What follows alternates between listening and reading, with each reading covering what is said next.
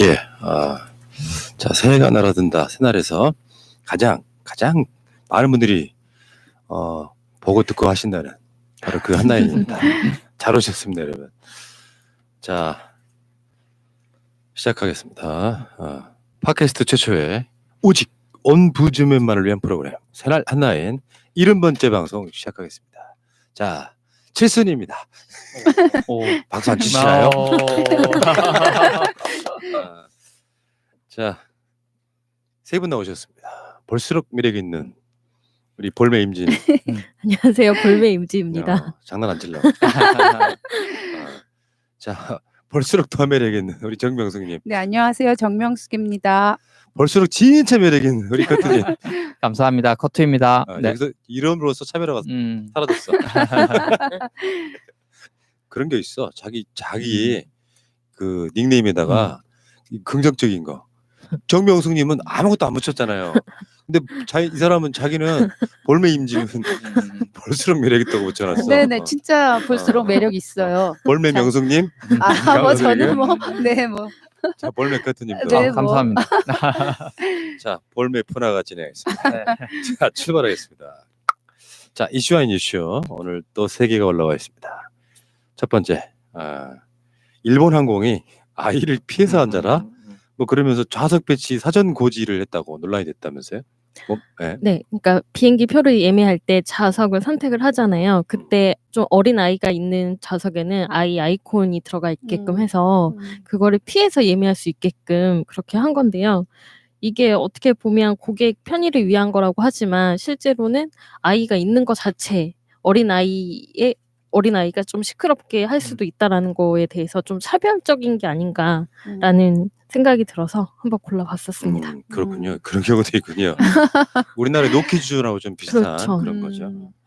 자, 그 다음 이슈는 생뚱맞은 공공조형물? 네네. 이건 뭔가요? 네, 지난주에 저희가 그 바닷가에 쓰레기 투척했다가 뭐 수거해 갖고 했던 그런 그 편의 위주의 보여주기 위한 행정, 그거에 이제 조금 다른 버전인데요.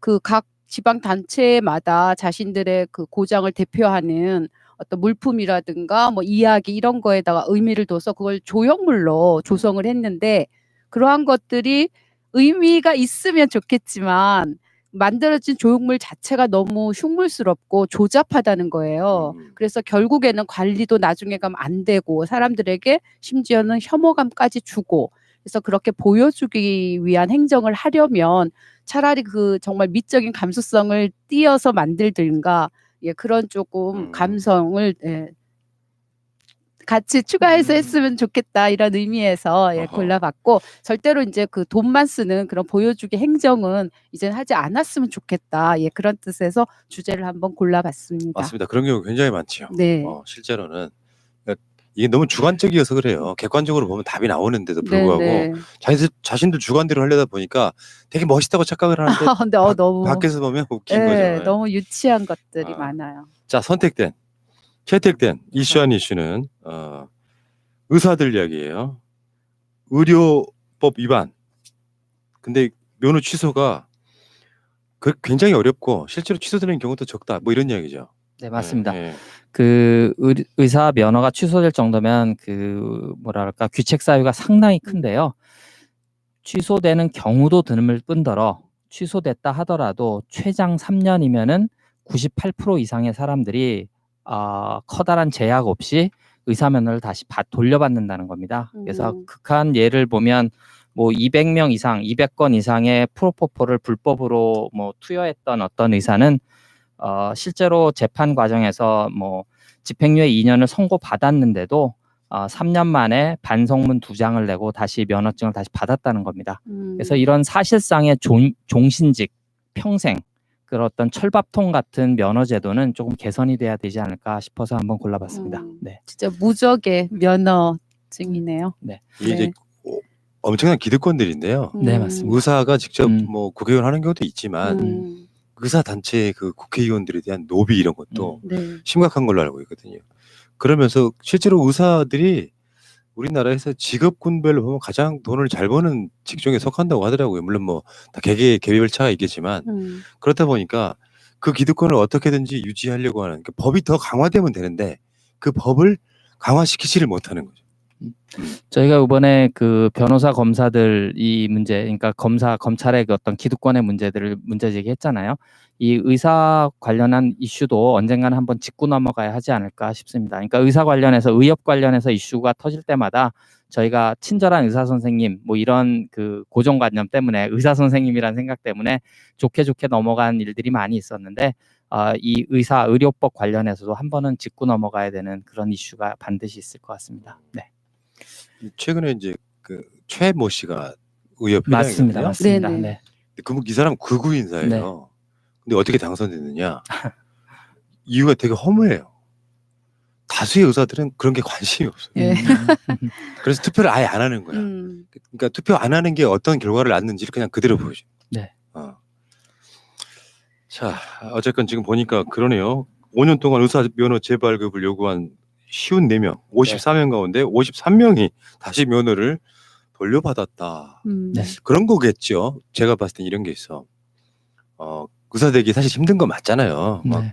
다른 대학과 다르게 또 2년 더 배워야 되기도 하고 뭐 의사고시도 막 봐야 되고 이런 것들이 있는데 그런 것들에 대해서 그러니까 고생했다는 것에 대한 뭐랄까 그 자신들끼리 공감력은 있는데 치명적인 의사들이 있어요. 예를 들어서 마취시킨 여성 환자를 성폭행한다거나 이런 의사들도 있단 말이에요. 네. 이런 사람들이 아주 상습적으로 그런 짓을 했음에도 불구하고 네. 의사 면허를 취소시키지를 못해. 이러면 어떻게 불안해서 병원을 가겠습니까? 네, 네. 그리고 또 오진하고 또 수술 제대로 못하고 이런 사람들이 그냥 병원만 바꿔서 근무를 한다거나 면허증 자체는 그대로 유지하면서 그런 얘기를 들을 때는 진짜 화가 많이 나죠. 네, 그리고 여러 가지 제약이 있어서 그런 어떤 의료 사고에 대해서 우리가 그 의사 개인의 어떤 이력을 제대로 따라가지 못하는 정보를 차단하는 그런 면들도 있고요. 그래서 뭐 어떤 직종이 됐던 이런 특권이 주어질 수 있는 직종에 대해서는 우리가 이제 사회에서 문제 제기를 하는 그런 수준이 된 것 같습니다. 네, 돼야 되고요. 네. 이런 의료법을 어긴 의사들은 좀 명단을 공개할 필요가 있는 것 같아요. 맞습니다. 정보 공개가 네. 돼야지. 이렇게 반성문 쓴다고 해서 다시 면허가 재발급되는 네. 거는 도저히 상상을 할 수도 없었던 일인데. 네. 맞습니다. 바로 그런 식으로 이제 정보가 공개돼야 되는데 이것이 어떤 이유에선가 짬짬이가 돼서 정보들이 이제 차단되고 있는 거죠. 그러니까 저희들이 예전에 뭐 판사들의 판결문이라든지 검사들의 기소장이라든지 이런 것들도 전에 오마이뉴스에서 한번 그거 전문을 인터넷에 들어가면 누구나 볼 수 있는 건데도 그것을 국민들이 아주 쉽게 접근할 수 있게 하는 것을 막아놓는 그런 식의 제도들은 바뀌어야 되겠죠. 이게 아마 보건복지부에서 담당하는 분들도 이게 아마 의협 쪽하고 관련이 커넥션이 좀 있어서 이게 이제 그분들이 해결하기는 힘들 것 같고 국회의원분들이 이제 좀 총대를 메고 과감하게 어떤 개혁을 해야 될 것 같습니다. 네. 자, 그렇습니다. 이것도 개혁이겠죠. 네. 이것도 적폐일 것 같고요. 빨리 하십시오. 결국에는 이제 그 국회에서 해야 되는 거잖아요. 네. 면허 취소된 의사의 면허 죄취득을 10년 이상 불허해야 된다. 이런 식으로 법으로 정해놓으면 아무리 자신들끼리 짬짬이가 돼도 어렵지 않겠느냐 이런 생각이 들고요. 알겠습니다. 자, 다음 코너로 가겠습니다. 자, 이메일들이 꽤 와 있는데요. 가장 반가운 분이시죠. 북한 출신의 어딘가에 계시는 세계 어딘가에 계신 득팽류님이 득팽류의 생각이라고 6번째 편지를 보내주셨습니다. 네네. 안녕하세요. 오늘은 최근에 다시 재개되고 있는 북미 회담과 아직도 경색되어 있는 남북 관계에 대한 제 견해를 말씀드리겠습니다. 지금 북미 사이에는 커다란 불신의 강이 있습니다. 하루 이틀도 아니고 70년 동안 쌓여진 불신과 오해, 편견, 그리고 제도와 문화, 사상과 이념의 각종 차이들이 다 이 강 안에 들어있는 몹시 넓은 강입니다. 그리고 강의 양쪽에서 서로 진을 치고 서로 포도 쏘아대고 군사 연습도 하면서 군사적 대치 상태를 수십 년째 하고 있는 상태입니다. 그런데 미국에서는 지금까지 계속 북에 무기 다 버리고 이쪽으로 넘어와라. 여기는 거기보다 훨씬 잘 사니 여기에 오면 맛있는 것도 많고 행복하게 살게 해주겠다고 해왔습니다. 당신 같으면 믿을 수 있겠습니까? 그 말을 믿고 대통령 궁전까지 핵 사찰 받으며 굴종했다가 있지도 않다는 대량 살상 무기 때문에 죽은 이라크의 사담 후세인의 운명, 핵시설 다 폐기하고 북한 군사 교관들까지 다 돌려보내고 미국과 평화를 구걸했던 리비아의 카다피의 운명이 그 말을 믿을 수 있게 합니까? 당신 같으면 수십 년 동안 잘 먹지도 잘 입지도 잘 자지도 못하면서 쌓아놓은 진지 다 버리고 개발해 놓은 무기 다 버리고 맨몸으로 그곳에 건너가겠습니까? 그랬다가 처참한 죽음을 당하지 않는다는 담보가 그 어디에 있습니까? 북의 요구는 이른바 일괄 타결식이라고 하는 미국의 그러한 요구가 너무도 비현실적이다. 그러지 말고 한 걸음 한 걸음씩 서로 다가가자. 서로 징검돌 하나씩 놓으며 너가 한 걸음 가면 나도 한 걸음 가고 이런 식으로 동시에 움직여서 강 가운데서 만나자. 만나서 서로 외교 관계도 수립하고 평화 협정도 맺자 하는 것입니다. 지금 보면 트럼프 대통령은 이러한 동시 행동 원칙은 어느 정도 수용한 것 같습니다. 물론 미국은 내가 큰 나라이고 센 나라이니 내가 한 걸음 갈 때 너를 10걸음 오라 하고 요구할 것이고 북은 한 걸음씩 서로 가자고 할 것이고 회담 과정의 쌍방이 어느 정도 양보하면 타결이 될 수도 있겠지요. 문제는 여기에서 남측 정부의 역할이라고 봅니다. 문재인 대통령이 내걸었던 운전자론에 대해 지금 보면 북에서 조금 반감을 가지고 있는 듯합니다. 쉽게 말하면 강을 어떻게 한 걸음씩 건널지, 어디가 얕고 어디가 깊고 어디로 징검도를 놓으면 좋겠는지 내가 알려주마 하는 것인데 여기에 대해서 자존심이 강한 북이 내가 갈 길은 내가 잘 안다. 너는 삐치지 말라 하는 식으로 반발하고 있는 것입니다. 자기가 징검도를 헛놓을까 봐 더 가까이로 갈 수 있는 것을 애돌아갈까 봐 도와주겠다는데 왜 나를 가르치려 드냐 하고 화를 내고 있습니다. 제일 두려운 것은 이때 남측에서 화를 내면서 좋다. 그럼 너 혼자 실컷 가봐라 하고 같이 삐치는 것입니다. 종이장도 맞들면 가볍다고 저들은 자기들에 대한 지나친 과신에 넘쳐 있지만 한 번도 못 건너본 강을 한 걸음 한 걸음씩 건너갈 때는 혼자 가는 것보다는 옆에서 손도 잡아주고 길도 봐주면서 도와주고 곁들여주는 사람이 있으면 훨씬 편안하고 안전한 법입니다. 그들이 뿌리친다고 그 손을 놓으면 안 됩니다. 그들이 정손을 뿌리치면 하다못해 뒤에서 따라라도 가주어야 합니다.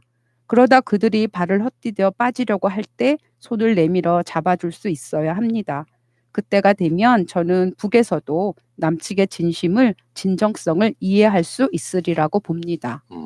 문재인 대통령님은 충분히 이러한 인내성과 진정성을 가지신 분이라고 저는 믿습니다. 흔들리지 않고 마지막까지 이 길에서 자기의 역할을 다 하시리라고 저는 믿습니다. 보수 세력은 몹시 바라지 않겠지만 내년 총선 전에 어쩌면 북미 쌍방이 서로 많은 부분을 건너와 지금보다 한참 가까이에 있을 수도 있겠다는 기대감과 그때에는 지금의 경색된 남북관계도 다시 좋아질 수 있으리라는 희망을 안고 오늘의 글을 마치겠습니다. 한반도의 영구적인 평화를 위하여. 정말 훌륭하세요. 네, 지금 이해가 되었다. 북미가 지금 스웨덴에서 만나서 실무 협상을 하고 있는 중이거든요. 실무 협상은 사실은 정상들의 만남에 거의 80% 정도가 결정이 되어져요. 진짜 중요한 건 이제 마지막은 만나서 담판을 짓는 이런 과정인데 이런 시각들이 전 참 좋아요. 그러니까 평화만큼 더 중요한 가치가 있을까요? 어떤 나라에? 없죠. 예. 네. 근데 그 가는 길이 너무 험난해. 왜? 나 다른 건 없다고 봐. 방해 세력 때문이라고. 대한민국에도 엄연히 그런 세력들이 존재하지 않습니까? 평화가 오면 안 되는 세력들. 그러니까 한반도의 평화를 만들겠다고 하니 자유한국당 같은 세력이 뭐라 그러냐면은 대한민국을 북한에 갖다 바쳤대. 어떻게 그런 마인드가 가능하지요? 전쟁 안 나게. 그러면서 자신들의 안보를 이야기하는데 자신들은 군대를 안 가. 뭐 그런 식인 거지. 국방비는 엄청 쏟아 부었는데 사실 알고 봤더니 다 다른 사람 주머니에 가 있어. 수통 하나 바꾸는데 수십 년이 걸려. 이게 무슨 평화는 다른 게 없어요. 평화만큼 소중한 가치가 있습니까? 평화가 있으면 자연스럽게 인권이 따라와요. 전쟁 안 일어나면 사람 목숨을 다 죽거나 다치게 하지 않지 않습니까? 자, 감사드리겠습니다. 어쨌든 간에 내년 총선 안에 뭔가 가시적인 성과가 나와서 네. 북한이 핵을 포기하면서 한반도에 평화가 정착됐다라고 하는 그게 나와야 된다고 생각해요. 올해도 지금 3개월도 안 남았는데 이 3개월 안에 웬만한 것들이 다 끝나야 됩니다. 일정상 그렇습니다. 그래야 내년 1월 달에 트럼프가 평양을 가는 그게 김정은 위원장의 그림이에요. 김정은 위원장은 9월 달에 유엔총회에 연설을 하는 이런 거. 자, 알겠습니다. 다음 편지로 넘어가겠습니다. 네, 박지훈님이 보내주셨습니다. 안녕하세요. 저는 현재 남양주시에서 14년째 복지 공무원으로 근무하고 있는 박지훈이라고 합니다. 세월호 때부터 새날 애청자이기도 하고요. 특히 세월호 관련해서 어떤 방송보다 많이 다뤄주신 것 늘 감사하게 생각하고 있습니다. 제가 이번에 사회복지 공무원이 설명하는 국민기초생활보장제도에 대한 책을 출간하게 되었습니다. 지난 14년간의 경험을 토대로 복지에 관심이 있는 일반인이나 학생들이 알기 쉽게 그림과 대화체로 설명한 책입니다. 무료 광고를 부탁드려도 될까요? 그리고 광고 여부와는 관계없이 푸나님께는 한 권 보내드리고 싶은데 어떻게 보내드리면 될까요? 신간 사회복지 공무원이 설명하는 국민기초생활보장제도. 사회복지 공무원과 그 친구가 대화하는 형식으로 이해하기 쉽게 그건 이제 네. 기사거든요. 네. 계속 읽어주세요. 설명한 국민기초생활보장제도 안내서가 출간됐다. 북랩은 교우관계에 있는 공무원과 민간인이 대화하는 형식을 통해 기초생활수급자는 물론 사회복지 공무원이 제도의 개념부터 선정 기준까지 알기 쉽게 관련 법령을 이해할 수 있도록 풀이한 사회복지 공무원이 설명하는 국민기초생활보장제도를 펴냈다. 저자는 14년차 사회복지 공무원으로 이론과 실무에 대한 폭넓은 이해를 바탕으로 이 책을 썼다. 이 책은 사회복지라는 큰 줄기부터 시작해 국민기초생활보장제도의 개념과 선정 기준, 과정, 이후까지 뒤로 갈수록 심화하는 전개로 구성됐다. 또한 두 인물이 대화하는 형식을 차용해 자칫 법전이나 지침처럼 이해를 어렵게 하는 점을 최소화하고 각종 상황별 차이점과 원칙 등을 쉽게 풀었다. 이 책은 총 12장으로 구성되어 있다. 1장부터 3장까지는 본격적인 설명에 앞서 기초공사를 하는 장으로 사회복지란 개념부터 시작하여 각종 용어를 정의하고 일반적인 상식과 실제 제도가 어떻게 다른지 설명한다. 4장부터 10장까지는 기초생활보장제도가 무엇인지부터 누구를 보장하고 재산 기준과 근로 능력을 판정하는 것 등 6단계로 나누어 제도에 대한 주제별 상세한 설명을 담고 있다. 11장에서는 선정이 되었을 때 어떤 급여를 받는지 급여별 설명을 담았다. 12장에서는 선정 이유에 대해서 말하는 장으로 언제까지 지원받는지를 다뤘다. 마지막으로 부록에서는 2020년 중위소득 및 급여 종류별 수급자 선정 기준을 달아 이론서로서뿐만 아니라 실질적인 제도 이용에 참고할 수 있도록 했다. 이 책은 14년간 현장에서 근무한 사회복지 공무원의 경험과 지식이 고스란히 담겨 있어 실무 전문가의 오랜 노하우를 습득할 수 있다는 점이 특징이다. 또한 어렵고 딱딱한 제도와 관련 법령을 쉽게 이해할 수 있도록 본문의 대화체로 구성함으로써 읽는 재미와 정보를 동시에 추구했다. 이와 함께 내용 이해를 돕는 표와 일러스트 등 시각자료를 풍부하게 사용함으로써 한층 가독성을 높이고 있다. 저자 박지훈 씨는 14년차 사회복지 공무원으로 기초생활보장제도 부양 의무자 기준으로 석사 학위를 취득했으며 현재 남양주시에서 근무 중이다. 예, 저렇게 생겼어요. 책이 깔끔하게 나왔네요. 네, 표지가. 편지를 보내셨는데 직접 답장은 못 드리고 사실은 우리 방송으로 말하는 거잖아요. 네. 그래서 일단 먼저 방송으로 소개를 좀 드리는데 우리가 또 이제 웬만한 방송에서는 다루기 힘들다는 바로 그 복지 방송이라는 게 있는 그런 프로그램 아닙니까? 네. 그렇다 보니까 이런 분들의 이런 책들이라고 하는 게 정치를 큰 담론으로 보면 결국에는 정치라고 하는 건 내가 대통령을 내 손으로 뽑는 게 민주주의가 아니고 실제로는 복지국가입니다.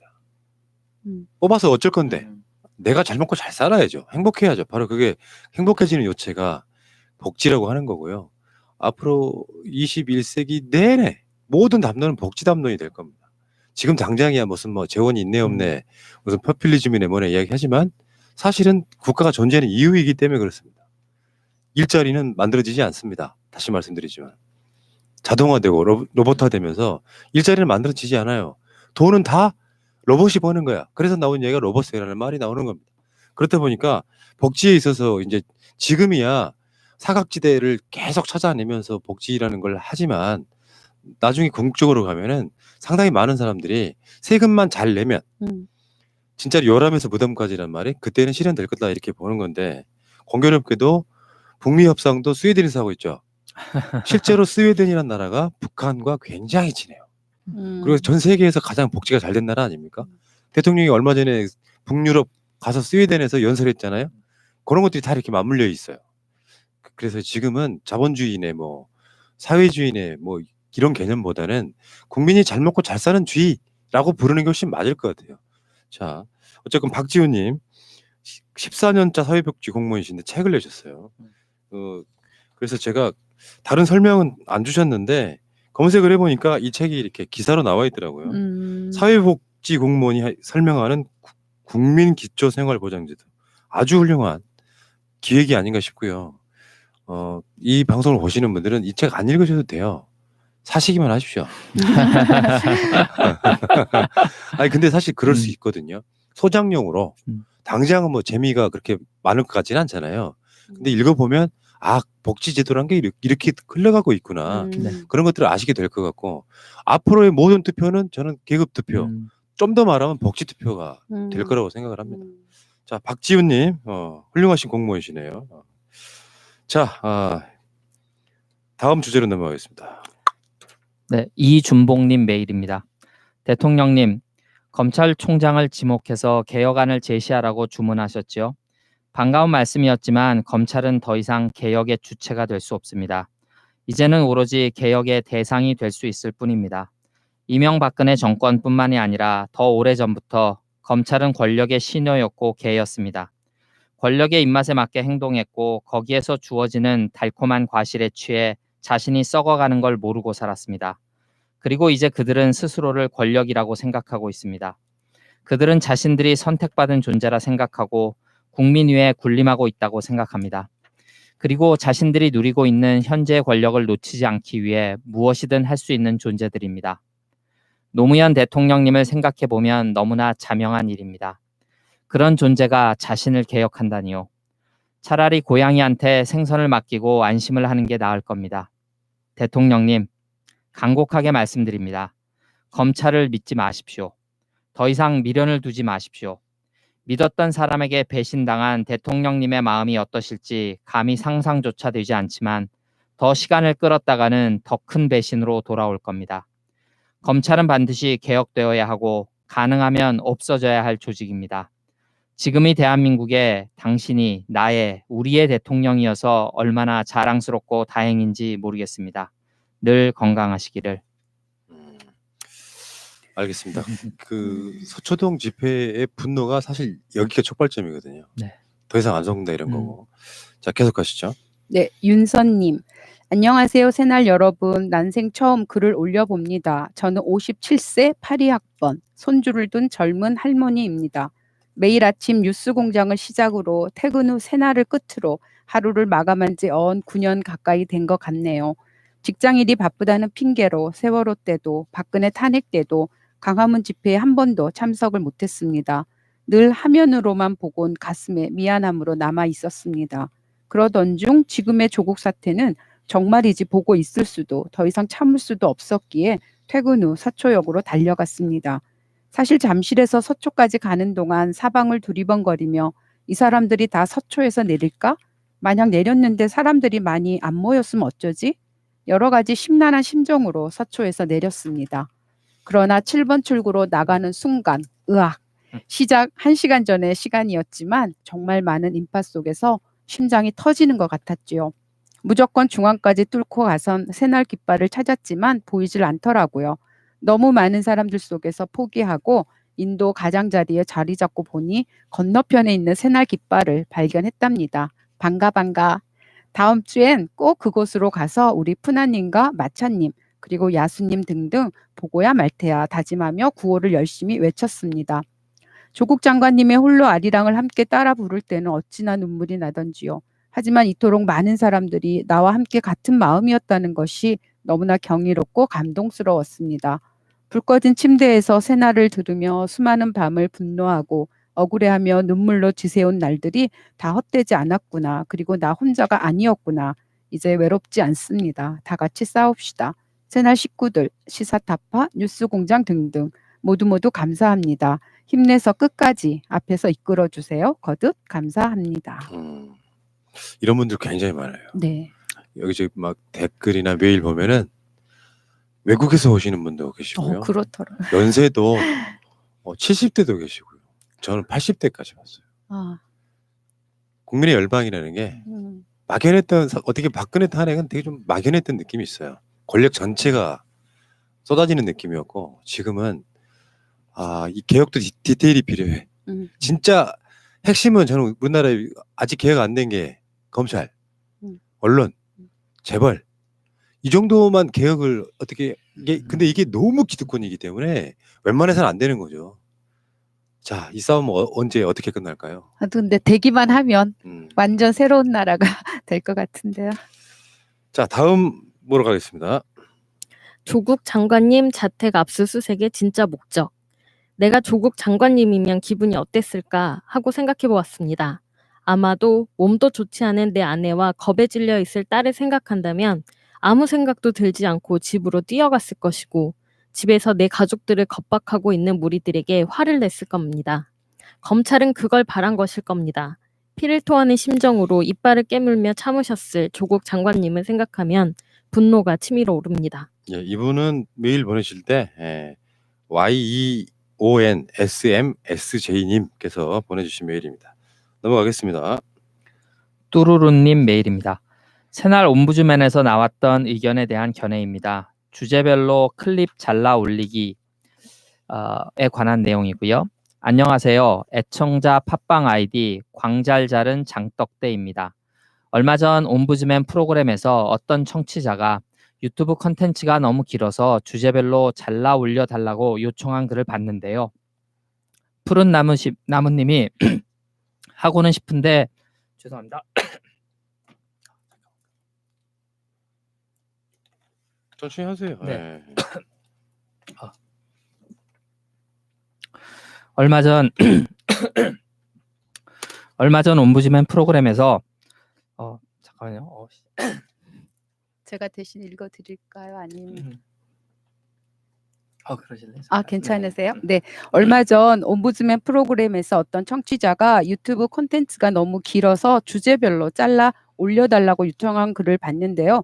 푸른 나무님이 하고는 싶은데 여력이 없다고 하셔서 의견을 보냅니다. 고발뉴스 콘텐츠를 보면 현재는 이상호 기자님의 건강 문제로 민동기 님이 뉴스 비평으로 하고 있죠. 각설하고요. 고발뉴스 뉴스 비평을 보면 고정 댓글, 그러니까 댓글 중에 항상 위에 표시되는 댓글 관리자가 설정 가능한 것으로 알고 있습니다. 그 고정 댓글로 콘텐츠의 시간을 적어놓고 그 링크를 누르면 그 부분으로 바로 이동하는 방법을 사용하고 있습니다. 클립별로 잘라서 편집하고 썸네일 만드는 작업은 어렵더라도 고정 댓글을 이용하고 유튜브 방송 시작 시 공지를 지속적으로 하시면 깨어있는 새날 청취자분들께서는 바로 알아들으실 겁니다. 예, 그게 무슨 말씀이냐면은 고정 댓글. 그 유튜브는 댓글에 00 이렇게 시간 표시 있잖아요. 15분 땡땡 47초 이렇게 그 표시를 올려두면 댓글로 그렇게 쓰면 있잖아요. 그 시간부터는 주제가 볼매 임지는 매력적인가? 만약에 이런 주제를 토론했다고 쳐. 네. 그거를 누르면 그 시간부터 시작되는 거예요. 그러니까 보시는 많은 분들이 있잖아요. 이분들이 이 주제가 우리 같은 경우는 주제를 명확하게 나누거든요. 보통 방송을 그 주제에서 서초동 촛불 집회에 관한 주제를 다루기 시작한 게 15분 27초부터다라고 하면 15분 땡땡 27을 쓰면 바로 그걸 바로 가기가 돼요. 그런 시스템이 있기 때문에 그걸 좀 해달라고 부탁하시는 거예요. 사실 제가 잘라서 올리고 하는 것이 굉장히 힘들어요. 시간적 여유가 안 돼요. 보시겠지만 네. 오늘 들어오시면 오늘도 들어오면 아침을 도시락으로 먹으면서 지금 편집해야 될 내용을 편집 일부 해놓고 네. 그 다음 방송의 주제를 또 상대방한테 넘긴 이 멀티 과정이 좀 있어가지고 많은 분들이 좀 도와주시면 감사하겠다 이런 말씀 드리는 거죠. 쉬운 거 있다. 쉬운 거 있으니까 그렇게 해라. 뭐 이런 의미 같고요. 감사드립니다. 자, 댓글로 갑니다. 네, 배선호님, 저는 78세 은퇴한 대학 교수입니다. 노구에 몸이 성치 않음에도 불구하고 지난주 집회에 참여했었는데 이번 토요일에도 참여하겠습니다. 마침 제가 40년간 봉직하였던 카톨릭 의대 서울 성모병원이 역사적 집회 장소 근처라 더욱 감회가 깊었습니다. 검찰 개혁에 이어 언론 정화와 교육 정상화를 통해 맑고 밝은 세상을 이번 기회에 보고 싶습니다. 하늘은 우리들의 편입니다. 아무리 불의가 제 세상을 만난 듯이 날뛰고 있지만 어둠은 빛을 결코 이겨낼 수 없습니다. 조국 교수님, 아니 장관님, 용기를 잃지 마시기 바랍니다. 그리고 여러분들 고맙습니다. 저의 주변 친지들이 대부분 소위 태극기 부대 맹신자들이라 지난 집회에서 시원하게 울분을 토로할 수 있었습니다. 또다시 가슴이 뜨거워집니다. 토요일 밤 정의의 함성이 밤하늘의 불꽃과 함께 다시 타오를 것입니다. 맑은 물 한 방울님. 어제 천안에서 전철 타고 서초 집회 참석하였으나 인파가 너무 많아 본무대에 접근도 못하는 행복한 불상사가 있었습니다. 현장 한쪽에서 태극기와 성조기를 든 쓰레기들을 보니 헛웃음이 나왔습니다. 멀리 고창에서, 청주에서, 그리고 각 지방에서 오신 분들이 참 많았습니다. 자녀와 함께 참석하고 유모차에 쌍둥이 아기를 데리고 온 분, 연인이 함께 온 젊은이들, 현수막을 스스로 만들어 구호를 외치는 장년의 아주머니들, 닭이 다양한 분들이 하나가 되어 깡패 검찰에게 경고를 보내고 왜 검찰 개혁이 필요하고 공수처를 설치해야 하는지를 보여주었습니다. 이제 두 번 다시 실패하지 않겠다는 다짐과 결의를 확인하는 자리였습니다. 촛불 시민 파이팅. 검찰 개혁님, 관제 데모? 중딩 때도 행사 동원하면 뒤로 빠져나가던 사람이다. 대학 때는 데모하자고 해도 싫어하던 사람이다. 근데 이번에 너무 열딱지 나서 지방에서 새벽버스 타고 올라갔다. 그 서초동 8차 집회 보니까요. 네. 각 지방에서 버스가 어디서 출발하고 회비가 얼마고 몇 명이 필요하고 이게 쫙 공지로 뜨는 거 보는데 이건 조직이 있는 것도 아니에요. 정말 자발적으로 뭔가 그 이틀 전에 있었던 자유한국당의 광화문 집회에는 온갖 동원들을 그렇게 해가면서 그 차이겠죠. 국민과 싸우고 있잖아요. 자유한국당은 지금. 자, 알겠습니다. 넘어가겠습니다. 무한주의님, 지난주 자원봉사원 중 한 명입니다. 모두 즐겁게 행사 참여해 주셔서 감사하고 저희가 부족해서 죄송했습니다. 이번 주에 오시면 저희 봉사원들께 수고한다 또는 고맙다는 말씀 한마디만 해주시면 힘이 날 겁니다. 저희 전부 자비로 자원봉사 중입니다.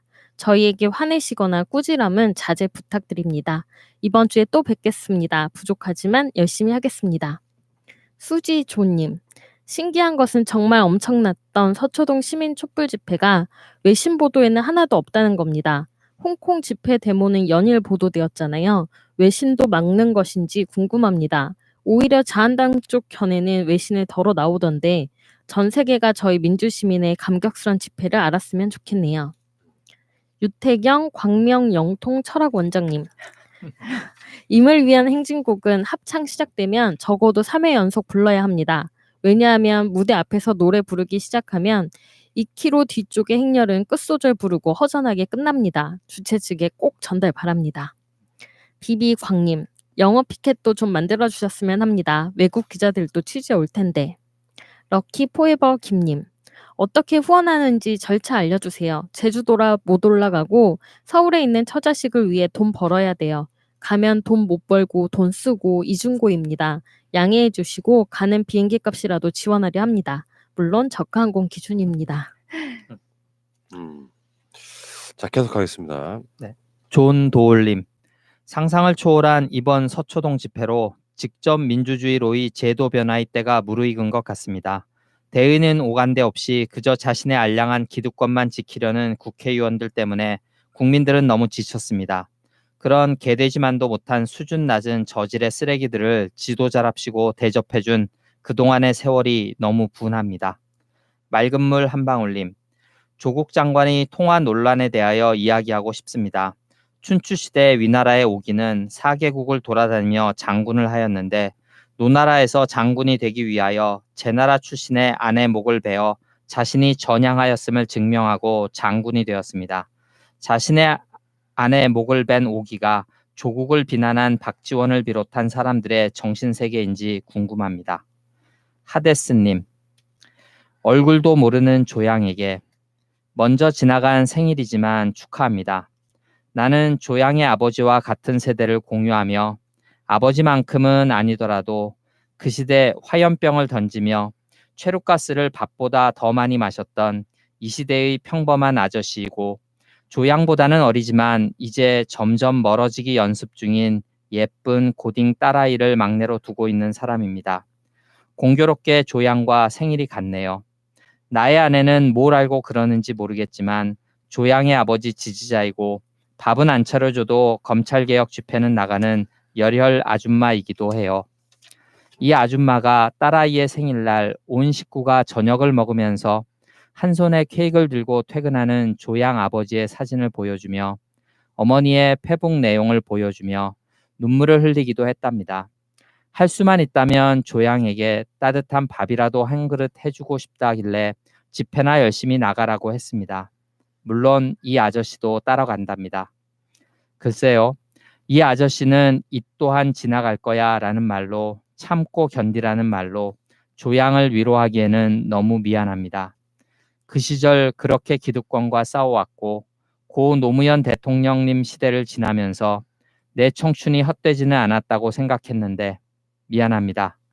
학생운동을 했다고 으스댄 적도 없고 그 시절을 무용담 삼아 떠든 적도 없이 그저 그때 그 시절보다는 훗날 내 자식들에게 보다 평범하고 자유로운 세상을 물려주자고 싸워왔는데 시간만 속절없고 세상은 변한 게 없네요. 미안합니다. 어느 사이 반백년의 이 아저씨 인생은 조금은 세상에 순응하고 살고 있고 요즘의 상황에 분노하지만 다시 뛰쳐나갈 용기보다는 시간이 지나면 괜찮아질 거야 라며 스스로를 위로할 뿐 조양의 마음에 어머님의 가슴에 따뜻한 위로를 전할 길이 없네요. 미안합니다. 이렇게밖에는 조양을 위로할 수 없어서. 자, 계속하겠습니다. 네, 흐르는 강물님. 뉴스를 보면 저 상황은 자유한국당 정당 관계자, 범보수단체 회원, 기독교 단체 회원 등등이 각각 개최한 여러 건의 집회로 가득 차 있다. 돈을 받고 모인 알바들 플러스 반강제로 동원된 자한당 조직원들 플러스 예수보다 빤스 복사와 돈을 믿고 의지하는 그릇된 종교인들 플러스 문재인 대통령이 아무리 잘해도 무조건 싫은 인간들 플러스 노골적이고 교활한 친일 매국노들과 친일하는 줄도 모르고 설치는 멍청한 친일 매국노들 플러스 가짜뉴스의 전파자들과 뻔한 가짜뉴스에도 쏟거나 미친 불쌍한 중생들 플러스 일베나 사이비 집단에 속한 인간들.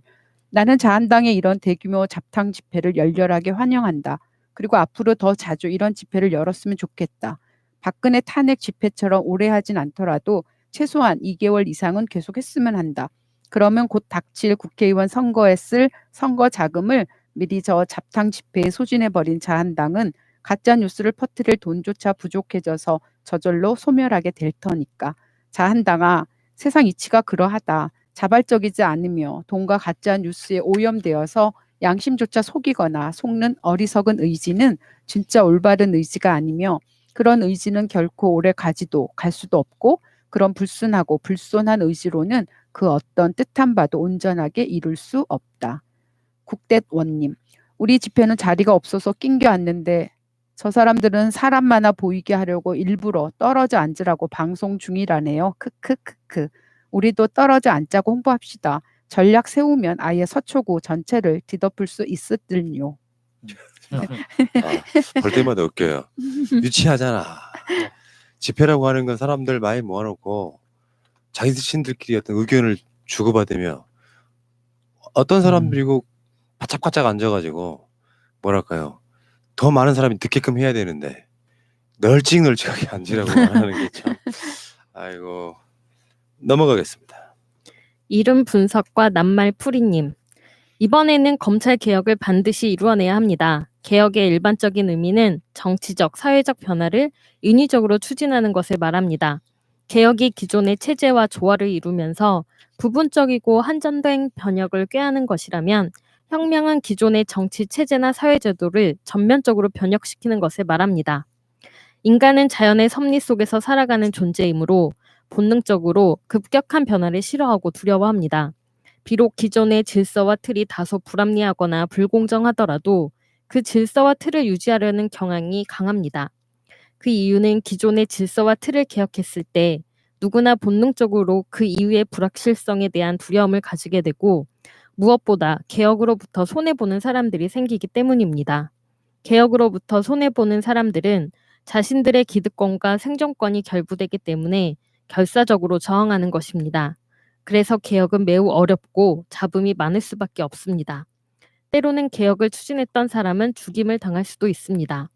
현재 추진되는 검찰개혁의 핵심은 검찰의 수사권과 기소권을 분리하는 것입니다.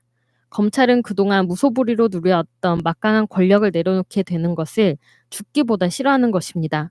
지금까지의 검찰은 막강한 권력인 수사권과 기소권을 한 손에 틀어쥐고 자신들의 대통령을 비롯한 모든 국민들을 통제해왔고 이를 통해 최고의 권력과 부를 마음껏 누려왔던 것입니다. 그런데 이번에 검찰개혁을 통해 검찰은 막강한 권력과 부를 상당 부분 빼앗길 처지에 놓였기 때문에 조국 일가를 죽기 살기로 탈탈 털고 있는 것입니다. 그러면 이번에 검찰개혁을 추진했을 때 손해볼 집단은 어디일까요? 그 첫째가 현직의 검사 집단일 것이고 그 다음은 검사 출신 변호사 집단일 것이고 그 다음은 검사 출신을 많이 보유한 정당일 것이고 그 다음은 검찰과 함께 권력과 부를 상당 부분 공유하고 있는 언론을 비롯한 기득권 집단일 것입니다. 이들은 서로의 기득권을 지키기 위해 강한 카르텔로 똘똘 뭉쳐 지내왔던 것입니다. 현재 검사 집단은 검찰청에만 근무하는 것이 아니라 청와대, 국정원, 국회, 법무부 등 권력을 가진 단체나 집단의 파견식으로 권력을 장악하고 있습니다. 그들은 서로 끌어주고 밀어주는 식으로 끈끈하게 뭉쳐서 국민들의 이익보다 자신들만의 이익을 위해 충성을 다하고 있는 집단인 것입니다. 이들은 이렇게 막강한 권력과 힘을 가지고 있어야 검사 출신 변호사들도 형사사건 수임료가 기하급수로 높아질 수 있는 것입니다.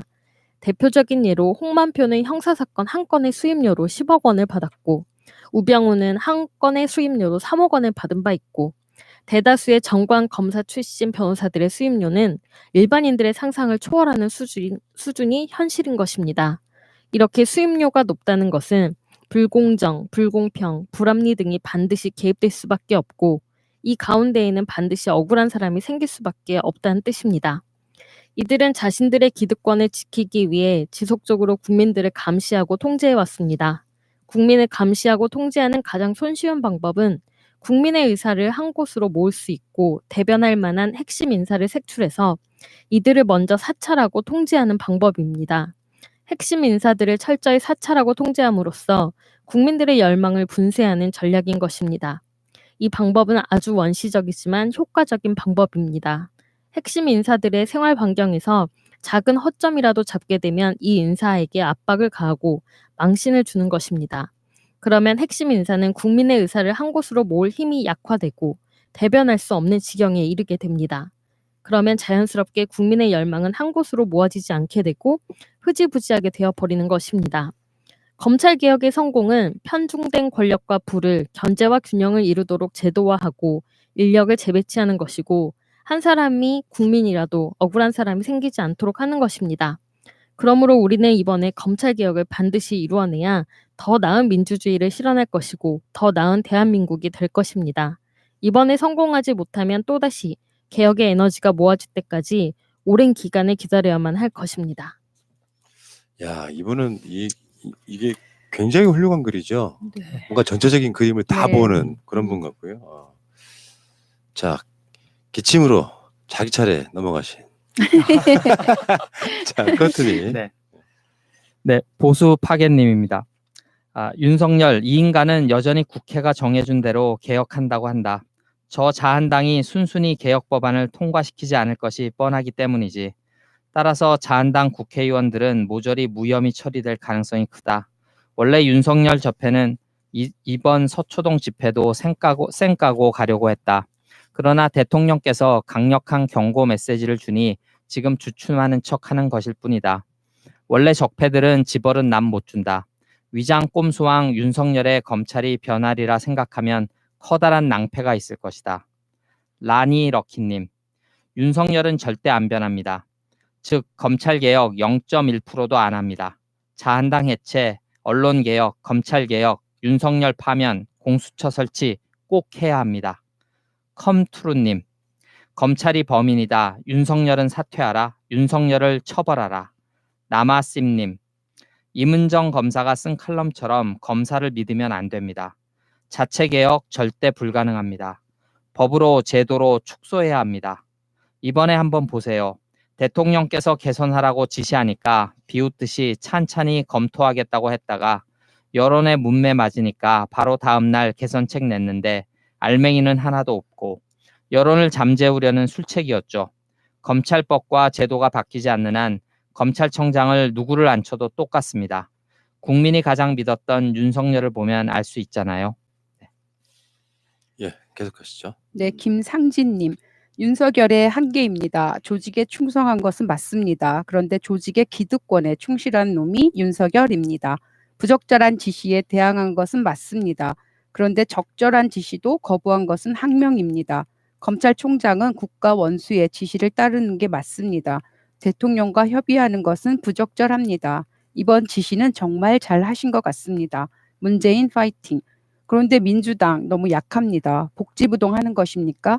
자한당이 날뛰는 것은 민주당 책임이 크다고 생각합니다. 강하게 나가야지 대통령님 혼자 힘들잖아요. CSY0369 멀고 먼 길님. 검찰이란 공권력이 얼마나 대단한지 대통령이 지명한 사람도 저렇게 후들겨 때리는데 그동안 얼마나 생사람을 잡았을까. 이참에 억울하다는 과거의 검찰 특수수사건들 특검에서 뒤집어 봐야 하는 거 아닌지. 자, 다 많은 분들이 생각이 다 이렇게 가고 있는 것 같아요. 대략적으로 보면. 자, 또 가겠습니다. 브라이언 막스님, 질문. 다음 중 대한민국에서 제일 중한 범죄는 1. 마약 소지 입국 2. 음주운전 뺑소니 3. KT 강원랜드 취업 청탁 4. 뇌물수수와 별장 성접대 5. 봉사활동 후 표창장. 답 5번 봉사활동 후 표창장. 특수부 검사 20명 플러스 일반 검사 20명 도합 40명이 압수수색 90회 이상 60일 이상 수사하는 중대 범죄임. 이 부분은 정확하지 않아요. 이 숫자는 부정확합니다. 그냥 보내주신 거기 때문에 연락드렸습니다. 이리터블님. 동양대 표창장 받은 죄가 떡검들이 40여 명 동원되고 지방에 있던 떡검들까지 불러들일 정도로 굉장히 엄중하고 어려운 거지. 마약 밀수나 음주운전 따윈 무시해도 되는 가벼운 범죄죠. 박민주님. 저도 같은 생각을 했습니다. 최근 2달간의 이 어처구니 없는 사태를 반드시 특검해야 한다고. 절대 그냥 넘어가면 안 됩니다. 끝까지 저들의 악행처럼 집요하고 성실하게 물고 늘어져 끝장을 봐야 합니다. 지난하겠죠. 끔찍하겠죠. 그러나 지금까지 그래왔던 것처럼 순둥순둥 넘어가면 안 됩니다. 이제 그건 무기력이고 무능입니다. 은채은비 아빠입니다님. 말도 안 되는 수사한 게 죄입니다. 지들이 잡으려고 덫을 놨는데 지들이 지들 덫에 걸린 꼴이네요. 진짜 바보들도 아니고 언론과 짬짬이 한다고 안 속습니다. 당신들이 생각하는 개돼지 아닙니다. 제발 정신 차리세요. 진짜 그러다가 국민이 직접 끌어내립니다. 이게 이제 글이라고 하는 게 억양이 없어서 그렇지. 이게 보통 사람들과의 만남이었다고 하면 대부분 격앙돼 있는 거잖아요. 그쵸. 화가 그만큼 났다 네. 이런 거고요. 자, 알겠습니다. 계속 가시죠. 토착 5959 모비딩님. 안녕하세요 푸나님. 오늘 멀리 출장을 다녀오며 새날 라이브를 듣다가 불현듯 가슴이 저려왔습니다. 조국 법무부 장관 그리고 문재인 대통령 두 분은 이미 오늘의 일을 예견했다고 여러 유튜브 방송을 통해 듣고 그만큼 검찰이 썩었다는 얘기구나 정도로만 받아들였습니다.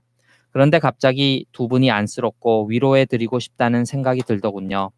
검찰개혁 실패할 시 문재인 대통령이나 조국 장관은 노무현 대통령과 같이 목숨을 담보로 임하고 계시는구나 하는 생각이 놀라움이 아닌 슬픔으로 다가왔습니다.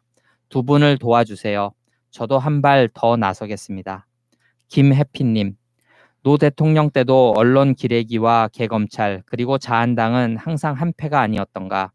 이 적폐 세력들, 저 못된 것들 이번에 정말로 꼭 청산해 주세요. 조국 장관님 응원합니다. 나이트 위시님, 자유당 댓글 알바들이 왜 그렇게 200만이 불가능하다고 악다구니를 쓸까 생각해 봤는데 댓글 건당 650원으로는 월 수입 200이 불가능하다는 냉소적인 자학이 아닌가 생각합니다. 댓글 부대들이 이번 주 300만 촛불 집회를 목격하면 박탈감에 극단적인 선택을 하지는 않을까 걱정이 됩니다. 자유당은 조속히 댓글 수당 현실화에 나서기 바랍니다.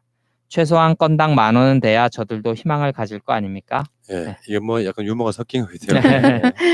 계속 가겠습니다. 네, 은하수님. 사법부는 정권이 바뀌어도 개 비리 가짜 보수놈들의 지킴이 노릇만 하고 있습니다. 국정농단으로 나라 망친 것들이 뻔뻔하게 나오는 후한무치한 행태도 사법부의 백을 믿고 저 난리를 떨기 때문입니다. 사법부의 개혁만큼 확실하게 해야 할 이유가 됩니다. 내년 총선에서는 적폐 쓰레기들을 싹 쓸어버려야 합니다. 새날 항상 응원합니다. 푸나님 좋은 정보에 감사드립니다. 파이팅입니다. 정의의 여신님. 규제를 만들어 강제하지 않고 놔두면 절대 해결되지 않습니다. 욱탄님.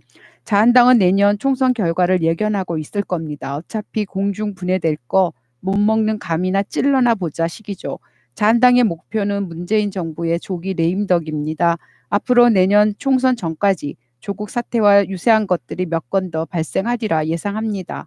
조국 사태보다 더한 것이 발생되더라도 언론에서만 정확히 맥을 짚어주면 아무리 조작해도 별 소용없다고 보여집니다. 즉 작금의 검찰 개혁과 동시에 사이비 언론의 개혁 또한 아주 중요하다는 얘기지요.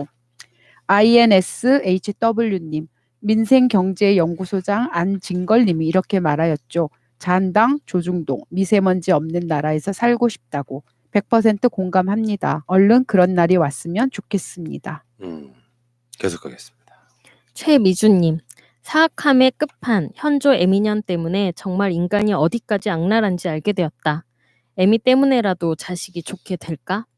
김정숙님, 요즘 나경원 목소리가 떨리고 있죠. 겁먹은 토끼처럼. 지 자식도 다 털리게 됐으니 10배만 더 당해봐라 너도. 예. 자, 여기까지만 댓글 보시고요. 그 외에도 간장게장 33님, 데이글님, 썰트님, 네랑카이 77님, 경기부대님, 남고이 형님, H미셸의 쉬운 수학님, 오케이 살아있는 돌님, 더더더 열심히 생각하기님, 김영희님 등이 댓글을 써주셨고요. 아니 댓글을 써주신 게 아니라 그중에 채택이 되신 분들인데 시간 관계상 다 읽어드리진 못하고요.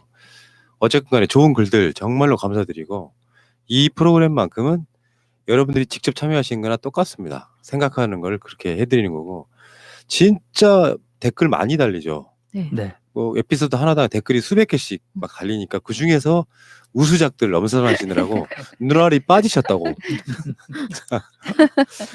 고생들 하셨고요. 자, 오직 공감분 시간입니다. 남편이랑 18년 지기 오래된 친한 친구가 있어요. 친구는 아직 싱글이고요. 남편과 저는 꽤 오래 사귀고 결혼을 했는데 연애 때는 그냥 여느 사람들처럼 각자 삶 열심히 살고 한 달이나 몇 달에 2-3번씩 만나서 인사만 하고 얼굴 익히고 재밌게 술자리하고 그랬어요. 근데 남편이랑 결혼하고 나서 갑자기 일주일에 1-2번씩 남편을 술 마시자고 부르기 시작하더니 점점 둘이 도를 넘어서네요. 평소에 회식이나 술 마시는 거 다 이해하고 뭐라고 한 적 없었어요. 심할 때는 일주일에 3-4번 술 마시러 갑니다. 결혼하니 이제 막 행동해도 된다고 생각했는지 어느 날은 배가 너무 아파서 미치겠는데 친구가 집 앞으로 술 먹자고 왔다고 나가버렸어요. 저는 떼굴떼굴 구르다가 이대로는 죽을 것 같고 응급실 가야겠다고 전화했더니 그제서야 와서 걱정하고 병원 갔는데 맹장이 터져 있었어요. 그리고 몇 년 전 아이가 뱃속에 찾아왔다가 갑자기 계류 유산이 되면서 세상과 차단하고 혼자 우울증 앓으면서 매일 울고 있는 와중에 그 친구 집 앞에 온다고 남편 또 술 마시러 나가버리고요. 심지어 최근에는 아이 제왕절개로 출산하고 저 입원실에 오줌줄 차고 아파서 못 움직이고 있는데 친구를 입원실로 불러서 제 앞에서 맥주를 마십니다. 화가 치밀어서 아픈 와중에 소리 질렀어요. 친구랑 술이 그렇게 좋았는데 결혼 전에 어찌 참았나 모르겠네요. 남편 친구 진짜 때리고 싶고 남편 패버리고 싶어요. 쌍욕도 하고 짐 싸서 나간다고 협박하고 울고불고 소리 질러도 안 고쳐지네요. 사람은 고쳐 쓰는 게 아니라는 말이 딱 맞고 뭘 잘못했는지도 모르고 그저 제가 예민하다는 식으로 몰아가네요. 여기에라도 안 쓰면 정신병 걸릴 것 같아서 씁니다. 이게요. 이게 분노하시는 건 이해가 돼. 이러면 안 되죠. 안 되는데 이런 것도 있어요. 심리학적 분석을 해봐야 돼. 그러니까 이게 제가 봤을 때는 남편이 친구를 좋아한다. 그러니까 친구만 좋아한다. 요 관점이 아니라 어떤 경우는 이런 게 있어. 남자들이요. 예를 들면 혼자 산다거나 또 외롭게 살았다거나 뭐 형제가 없었다거나 그러한 이유로 결혼을 하고 나서 이런 경우도 있어요. 보면 내 친구들한테 나는 이만큼 행복하게 살고 있어라든지 나는 이렇게 예쁜 부인하고 살고 있어라든지 이런 거 자랑하고 싶어하는 심리도 분명히 있어요. 그런 측면들이 분명히 있단 말이죠. 그런 것도 또 어느 정도 가만히 돼야 되고 일단 친구 너무 좋아하시는 분들은 사실은 친구를 좋아하는 게 아니라 술을 좋아하는 거죠. 일단은 네. 그 진짜 여기에라도 안 쓰면은 정신병 걸릴 것 같아서 보내셨다는데 잘하셨습니다. 뭐 이렇게라도 푸셔야죠. 네, 정말 답답하실 것 같아요. 임진님은 이거 고르신 이유가 있으신가요? 특별히? 아 그건 아니고 저도 네. 제왕절개를 했었는데 어, 제왕절개 하고 나면 진짜 아프고 움직이기 힘들거든요, 당분간은. 네.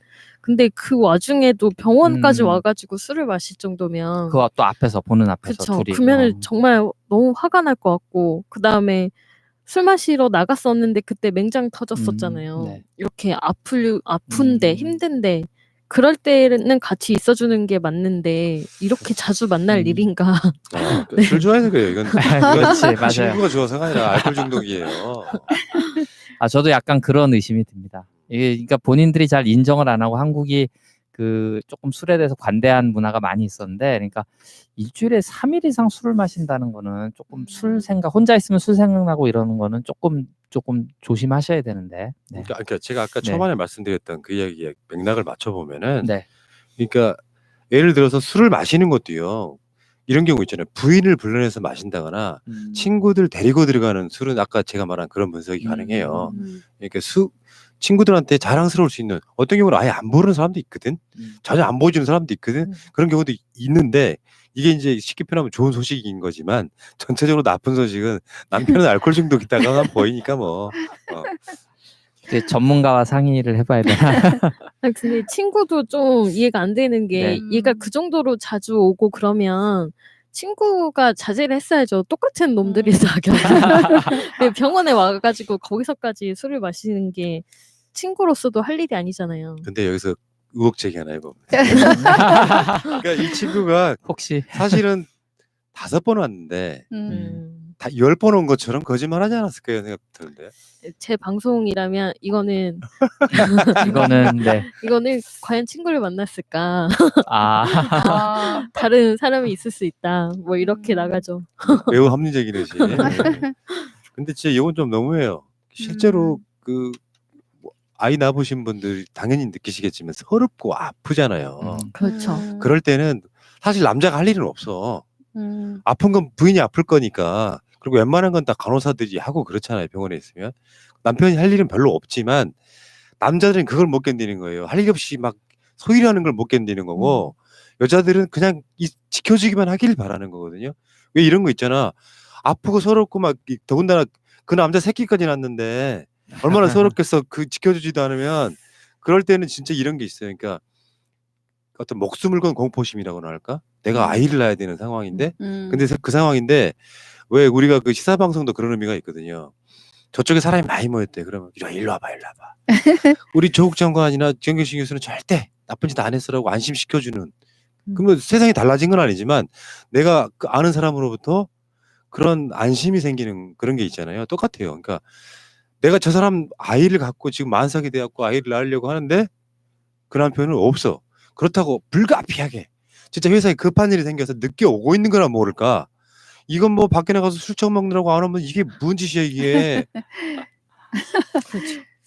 반성해야 됩니다. 근데 그건 맞는 것 같아요. 지금 푸나님 말씀하셨듯이 남자들이 좀 이제 그거를 못하는 경우가 조금 있는 것 같아요. 그러니까 그냥 같이 있어주고 옆에서 위로해주고 뭐 같이 있어주고 그 시간을 같이 보내주고 뭐 같이 뭐 비를 맞아준다고 할까 뭐 그런 게 필요한데 저도 좀 그거를 많이 못했던 것 같아요. 지금 돌이켜 보면 왜냐하면 남자들은 뭔가 이렇게 좀 활동적으로 뭐 하고 일 다 끝났어 일 없으면 나 갈게 뭐 이런 들이 행동을 보이는 경우가 조금 있어서 이제 같이 있어주고 같이 고민해주고 같이 뭐 아플 때 같이 옆에 있어주고 이제 그런 거를 조금 연습해야 되겠다는 생각이 드네요. 네. 아니면 악을 선으로 갚으라고 네. 싱글이잖아 친구분이. 그러니까 여자분을 좀 소개시켜 드리면 어떨까? 그리고 자기 가정이 있으면 이 정도까지 횟수를 술 마시고 하는데 보내진 않을 것 같다는 생각이 좀 들어서. 내가 봤을 땐 그 친구가 더 나빠. 네. 눈치가 없어. 그러... 진짜 눈치가 없어. 자기가 연애를 하지 차라리. 아니 오죽했으면 병실까지 맥주를 사들고 들어와서. 그러니까요. 이건 나는 이 심리는 이해를 해요. 근데 환자인 사람이잖아. 네. 평상시 때 지금 마누라 무슨 고깃집 데리고 가서 소개시켜주는 게 아니잖아요. 거기까지 맥주 들고 들으면 어떡해. 그러면 여기서 생각이 있는 사람 같으면 야야야 됐다. 그리고 뭐 만나자고 오지도 않겠지만 이건 눈치껏이 드럽게 없는 사람이네 진짜. 아 그럼 여자 소개시켜주면 안 되겠네요. 다시 여자 인생이. 네네. 그렇죠. 네. 진짜 그래. 적당하게 그런 사람도 있어요. 친구들 중에도 여자건 남자건 네. 이제 친구들 중에도 눈치도 좀 있고 매너도 좀 있으면서 가끔씩은 서로 이렇게 뭐랄까 상대방 때에 맞춰서 선물도 좀 하고 그러는 어떤 만나면 부담스럽지 않은 딱 적당한 친구가 있는 반면에 눈치 드럽게 없는 애들이 있어 진짜. 어? 이거 뭐 여자분이 대놓고 욕을 했는데도 왔다는 거는 눈치가 없는 정도를 넘어서 뻔뻔한 거네요. 그렇죠. 그러게요. 자유한땅 같아. 네 맞습니다. 아이고. 아무튼 네. 사람에 따라서는 여자건 남자건 좋은 사람도 있고 나쁜 사람도 있는데 나는 원래 사람이 나쁘다고 생각하진 않아요. 뭔가 잘못된 교육, 잘못된 생각, 배려 없음 이런 것들이 알게 모르게 하루에도 크고 작건 내가 상대방한테 어떤 영향을 미치고 사는가 이거 생각해 보면 상당히 조심하고 살 수밖에 없습니다. 말 한마디, 행동 하나하나. 자. 이런 것들을 깨우쳐주는 아주 훌륭한 프로그램 새날 옴부즈맨 프로그램 한라인 70번째 방송. 칠수는 71번째군요. 아까 죄송했습니다. 칠수는 71번째. 아니다. 죄송해요. 칠순이 네. 칠수는 70 맞아요. 네네. 맞습니다. 환갑이 회갑이 61번째인 네네. 거죠. 네네. 그렇구나. 큰일 날 뻔했네. 이대로 끝났으면 댓글 그것만 달린다. 자 고생들 하셨고요. 지금까지 댓글, 이메일 등을 올려주신 수많은 진짜 이번 주에만 댓글이 제가 봤을 때는 한 거의 10,000개 이상 달린 것 같은데 그 중에서 엄선되신 분들도 감사드리고요. 모든 댓글들 환영합니다. 자 눈이 빠지게, 눈알이 빠지게 일주일 내내 그것만 보고 계시는 세 분들께도 감사를 드리겠습니다. 자 다음 주에 뵙겠습니다. 고맙습니다. 감사합니다. 감사합니다.